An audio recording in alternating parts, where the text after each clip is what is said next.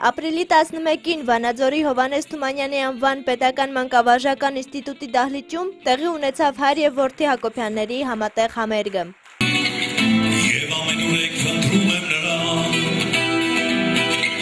աղբյուրի ճամփին կանտանքը դուրին, չի ծվարցը շորու հրան, սիրտս մարում է ամեն մի կանչից, Համերգի ընթացքում հնչեցին մի շարք ստեղծագործություններ, ուրախացնելով կիթառի սիրահարներին։ Համերգի նպատակն էր հանդիսատեսին ներկայացնել սեփական ստեղծագործությունները եւ իրենց վերաբերմունքով ու ծափերով իրենց համար բարձել աշխատանքների առավելություններն ու թերությունները։ Տղաս նվագում է ինձ հետ 5 տարի է որ նվագում է, բայց ես նվագում եմ 16 տարեկանից։